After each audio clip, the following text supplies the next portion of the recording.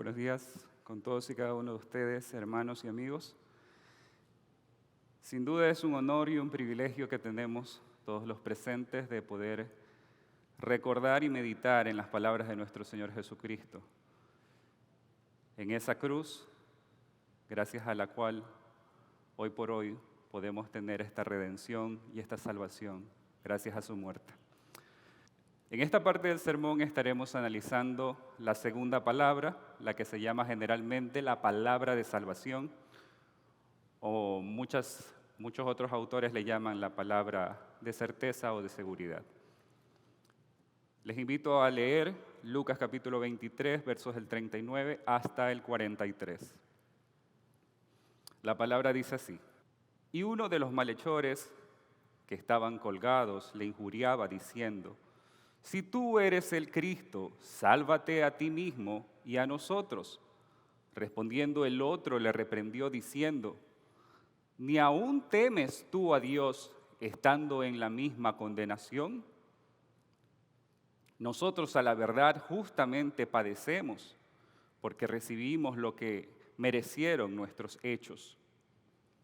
Mas ningún mal hizo. Y dijo a Jesús: Acuérdate de mí cuando vengas en tu reino. Entonces Jesús le dijo: De cierto te digo que hoy estarás conmigo en el paraíso. Previo a todos estos hechos que hemos leído, ocurrieron ciertos eventos que enmarcaban esto que acabamos de leer.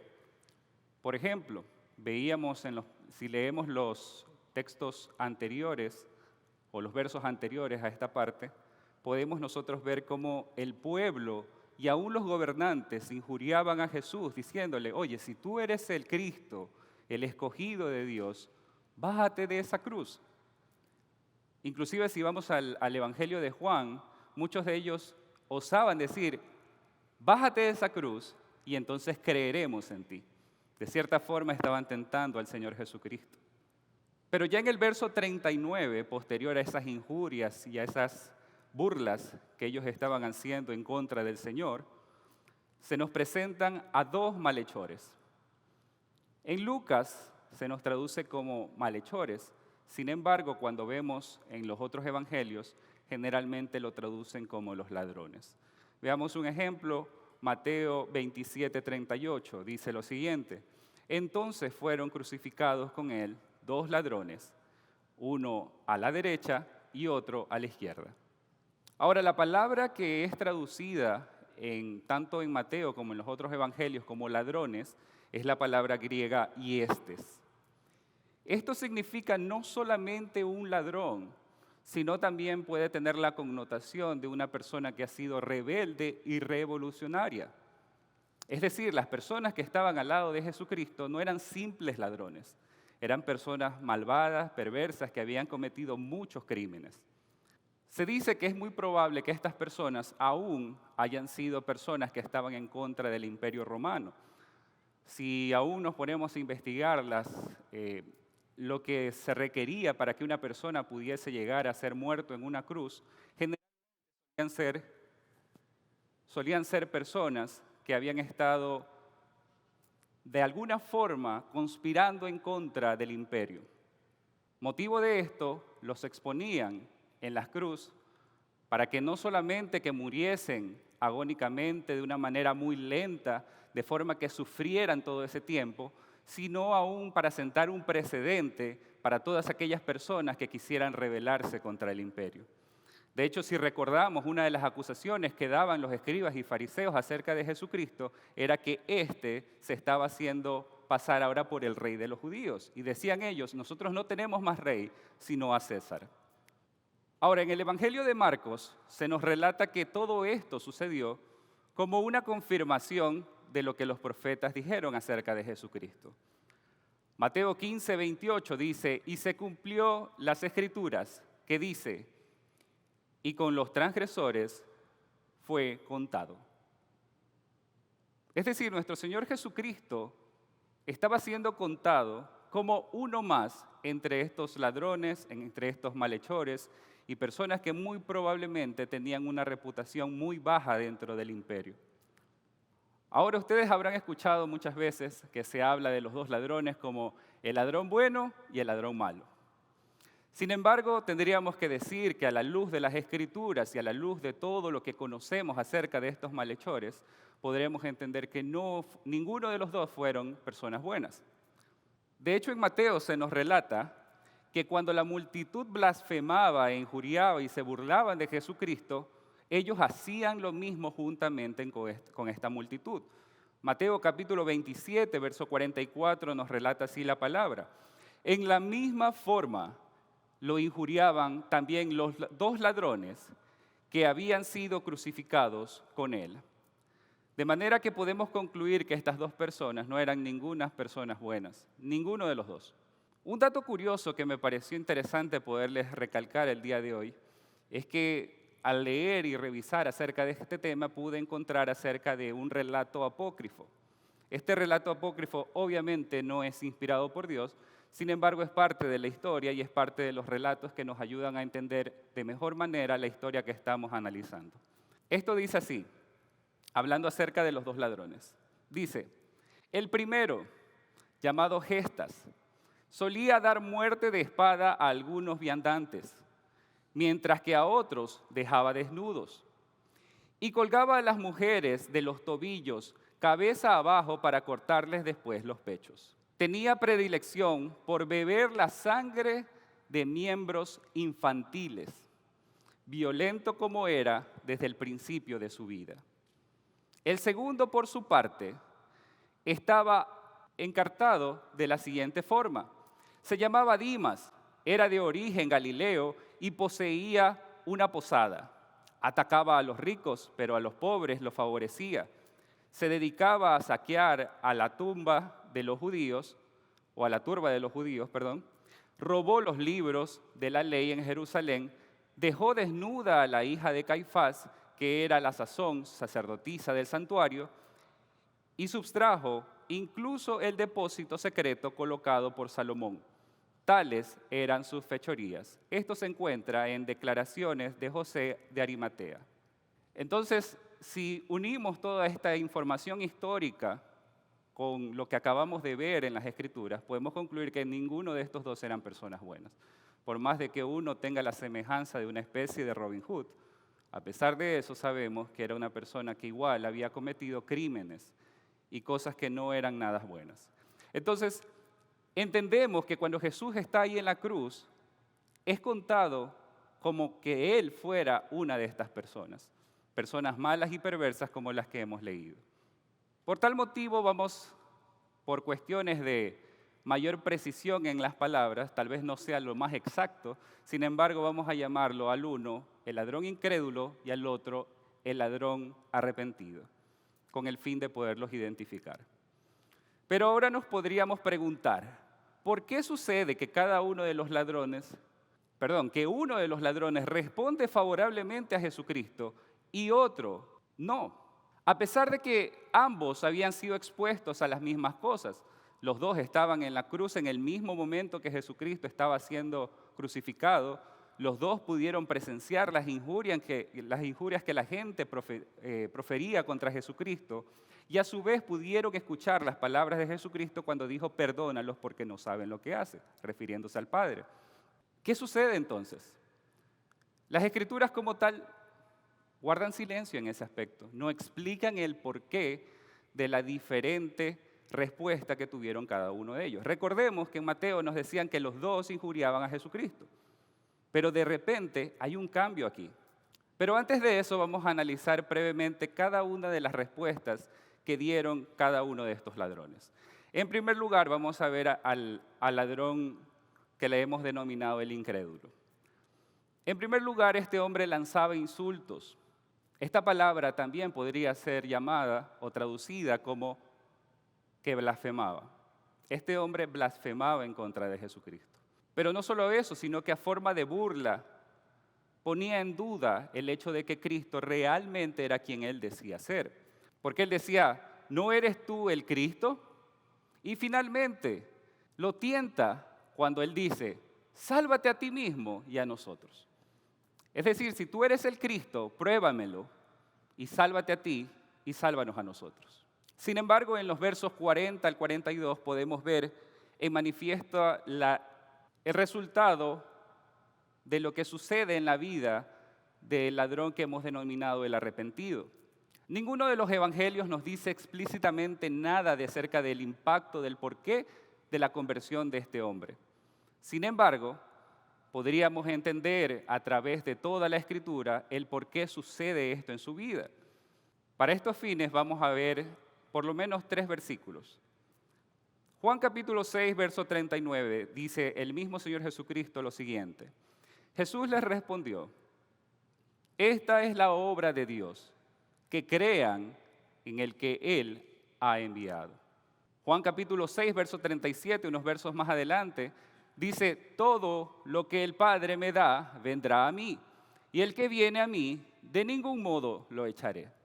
Pero no solo eso, sino que más adelante también menciona en el verso 44 de ese mismo capítulo, nadie puede venir a mí si no lo trae el Padre que me envió, y yo lo resucitaré en el día final. De modo que podemos entender que este ladrón, si vemos tal cual el otro, fueron expuestos a las mismas situaciones, a los mismos eventos. Pero aparentemente en este ladrón, que hemos llamado el arrepentido, sucede un cambio, una renovación, una regeneración. De tal forma que se cumple lo que dice Jesucristo. Esta es la obra de Dios, que crean en el que Él ha enviado. Nadie puede ir a Jesucristo si no es primero traído por el Padre. Y todo lo que el Padre le da a Jesucristo vendrá a Él. Y el que viene a Jesucristo no le echará fuera. Pero ahora veamos a mayor detalle lo que sucede en la conversión de este ladrón. En primer lugar, este hombre reprende al otro ladrón por su incredulidad al decirle, ni siquiera temes tú a Dios a pesar de que estás bajo la misma condena. Cuando dice esto, el ladrón reconoce que al estar en su condena, éste puede evidenciar su temor a Dios. Es decir, él en el momento de la condenación recuerda que existe un lugar al cual ellos van a ir. Y obviamente tiene que haber un temor a Dios. ¿Qué es lo que Dios va a decidir después de esa muerte? Proverbios 1, verso 7 dice, el temor del Señor es el principio de la sabiduría. Los necios desprecian la sabiduría y la instrucción. Pero veamos qué más hace este ladrón. Reconoce también su pecado, no solo el de él, sino también el del otro ladrón. Y en contraste, reconoce la impecabilidad de Jesucristo. Es decir, dice, nosotros ciertamente merecemos este castigo, pero este hombre nada malo hizo. Por un lado podemos ver que él reconoce que lo que él había dicho anteriormente cuando veíamos que injuriaba a Jesucristo era una mentira. En contraste a la verdad que Jesucristo predicó toda su vida. Romanos capítulo 3, versos del 3 al 4 dice, entonces ¿qué? Si algunos fueron infieles, ¿acaso su infidelidad anulará la fidelidad de Dios? De ningún modo. Antes bien, sea hallado Dios veraz, aunque todo hombre sea hallado mentiroso. Como está escrito, para que seas justificado en tus palabras y venzas cuando seas juzgado. Ciertamente este ladrón reconoció que él era mentiroso y que el único veraz era Dios. Pero no solamente él hace eso, sino que al dirigirse a Jesucristo, y esto quiero que me sigan atentamente lo que vamos a analizar aquí, implícitamente él está reconociendo que Jesucristo resucitaría y que a su vez él es Rey y Señor. ¿Por qué sucede esto y cómo podemos evidenciarlo? El ladrón reconoce que Jesús iba a resucitar por obvias razones. Estaban en una cruz y ¿qué era lo que iba a pasar? Iban a morir. Pero él le dice, acuérdate de mí cuando regreses en tu reino. Si supuestamente iban a morir, ¿cómo entonces se iba a recordar de él cuando regrese en el reino? Si no es porque él sabía que éste iba a resucitar. Y cuando reconoce a Jesús, que ciertamente él tenía un reino, implícitamente está reconociendo que él era rey. Y si rey, entonces Señor. De forma que se cumple aún lo que dice las Escrituras en Romanos capítulo 10, del verso 8 al 10. Pero ¿qué dice? Cerca de ti está la palabra, en tu boca y en tu corazón. Es decir, la palabra de fe que predicamos, que si confiesas con tu boca a Jesús por Señor y crees en tu corazón que Dios lo resucitó de entre los muertos, serás salvo. Porque con el corazón se cree para justicia y con la boca se confiesa para salvación. Entonces vemos estos dos elementos que habla aquí en Romanos. Este hombre ciertamente confiesa con su boca a Jesús como Señor al entender que éste tenía un reino. Y como tenía un reino, tenía que ser ciertamente que él era un rey. Pero por otro lado, también reconoce, dice, creía en su corazón que Dios le iba a levantar a Jesucristo de los muertos, porque obviamente estaba en una cruz, iba a morir, pero él iba a regresar. Finalmente, Jesucristo menciona en el verso 43 las palabras que son el objeto principal de este sermón. Entonces Jesús le dijo, de cierto te digo que hoy estarás conmigo en el paraíso. De estas palabras podemos aprender al menos las siguientes cosas. Por un lado, él dice desierto. Ese desierto, esas palabras, originalmente son la palabra amén. Cada vez que ustedes dicen amén, están diciendo desierto, así es o así sea. El Señor aquí dice amén. Esto nos expresa la certeza y la confianza que podía tener este ladrón de las palabras que el Señor le iba a decir en ese momento. Pero aparte de eso no le dice de cierto te digo que al final de los tiempos o desde aquí a 1000 años, de aquí a 100 años, no, él le dice hoy estarás conmigo. Eso da una certeza aún mayor, porque no posterga la promesa para después, sino que se lo dice hoy. Pero finalmente, él le dice que estaría con él en el paraíso. Y aquí un dato importante que tal vez muchos desconocerán, es que la palabra paraíso como tal, según un diccionario bíblico, dice lo siguiente, es la palabra paradeisos.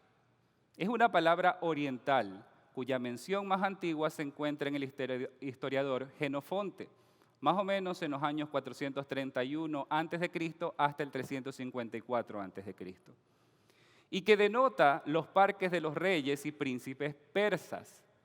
Tiene origen persa y originalmente en el persa era pairidaisa, relacionado al griego peri, alrededor, y teikos, muralla. En pocas palabras quiere decir que en el original hubiera querido decir jardín amurallado.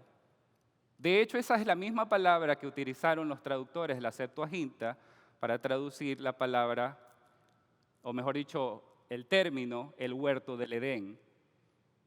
Ellos utilizaron esa misma palabra para traducirlo al griego. Lo importante de ver esto es que paraíso es una palabra que está relacionada a un término usado por los reyes. Y quien teníamos ahí era nada más y nada menos que el Rey de Reyes y Señor de Señores, que usaba esa palabra. Generalmente los reyes solamente invitaban a este lugar a personas que ellos querían rendirle un honor. Pero al contrario, a las personas que se presentaban en ese lugar sin ser llamados, lo más probable es que hubiesen muerto. Si vamos al libro de Esther, podemos entender esto de mejor manera. El rey Asuero, recuérdense que era un rey persa, y ahí viene la unión entre lo que estamos diciendo. Esta palabra es de origen persa. Este rey es persa. Y fíjense lo que se dice al respecto de lo que sucede para las personas que entran a estos atrios del rey sin ser llamados. Mire lo que dice Esther en el libro de Esther, capítulo 4, verso 11. Dice ella, todos los siervos del rey y el pueblo de las provincias del rey saben que para cualquier hombre o mujer que vaya al rey en el atrio interior sin ser llamado, él tiene una sola ley, que se le dé muerte, a menos que el rey le extienda el cetro de oro para que viva. Y yo no he sido llamada para ir al rey por estos 30 días. Usando esta historia de Esther como una forma representativa de lo que sucede aquí, De alguna forma, si ustedes leen más adelante en los capítulos posteriores a este que acabamos de leer, se nos muestra que el rey extendió su cetro delante de la reina, porque Esther halló gracia delante del rey. De la misma forma, este ladrón halló gracia delante del Rey de Reyes y Señor de Señores. El Señor nuestro extendió su cetro de justicia delante de él y lo declaró justo sin serlo. Diríamos, ¿qué hizo este ladrón? Realmente como obras nada. Fue la obra de Dios en el corazón de este ladrón que ocasionó que él dijera estas palabras. De forma que podemos concluir al menos 3 cosas. En primer lugar, las palabras de Cristo, para todos aquellos que por fe ahora somos hijos de Dios, deberían de ser palabras de plena certeza y seguridad para nosotros. Cuando Jesucristo dice amén, no es cualquier amén. Si yo le prometo a mi hijo que mañana vamos a ir a un lugar, probablemente yo tengo todo el deseo de hacerlo, pero no tengo todo el poder para controlar todo lo que va a suceder. Pero nuestro Dios sí lo tiene, Jesucristo sí lo tiene. Como tal, cuando Él dice de cierto va a pasar esto, es porque realmente sucederá. Es una certeza más grande aún que nuestra propia existencia. Pero no solo eso, sino que también podemos aprender en segundo lugar, que como dice nuestro pastor muchas veces, mientras vivamos hay esperanza. Hasta el último de nuestras vidas, aquellos que todavía no han conocido al Señor pueden ser salvos como este ladrón. Y por eso también nosotros como cristianos tenemos el deber delante del Señor de predicar a todos.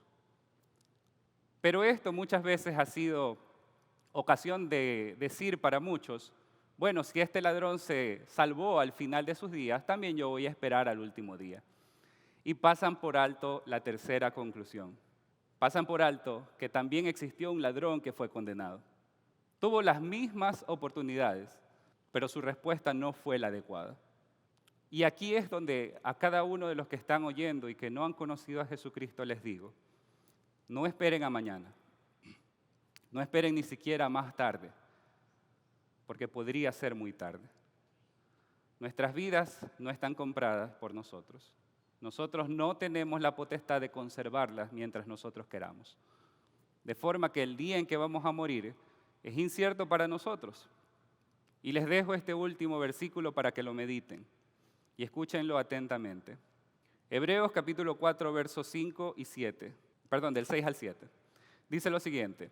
Por tanto, puesto que todavía falta que algunos entren en él, y aquellos a quienes antes se les anunció las buenas nuevas, no entraron por causa de su desobediencia, Dios otra vez fija un día, hoy, diciendo por medio de David después de mucho tiempo, como se ha dicho antes, si ustedes oyen hoy su voz, no endurezcan sus corazones.